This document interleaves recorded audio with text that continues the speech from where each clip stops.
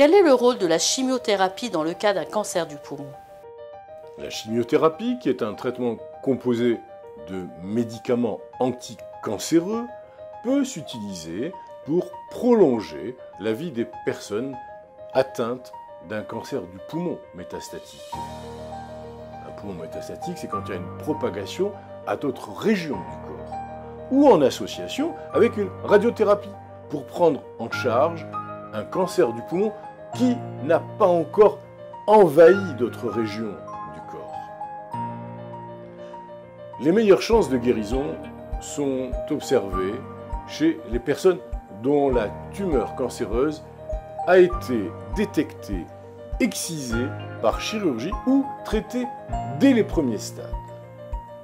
Le taux de survie estimé peut s'élever alors jusqu'à plus de 20% après 5 ans chez les personnes atteintes d'un cancer du poumon. Toutefois, si la tumeur a produit des métastases à l'extérieur de la cage thoracique, le cancer ne peut hélas, en général, être guéri. Une personne qui a survécu à un cancer du poumon, doit-elle se faire suivre par son médecin?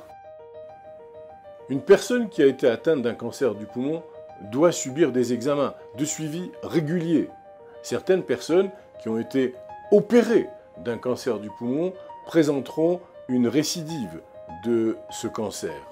Le pourcentage est plus élevé pour les personnes qui continueront de fumer après le traitement chirurgical. Il est possible, je le dis, de prévenir le cancer du poumon et l'abandon du tabac est la première mesure, la plus importante. Je le dis, je le répéterai, d'autres avant moi et après moi le diront. Il existe beaucoup de moyens efficaces ainsi que des traitements aujourd'hui pour cesser de fumer.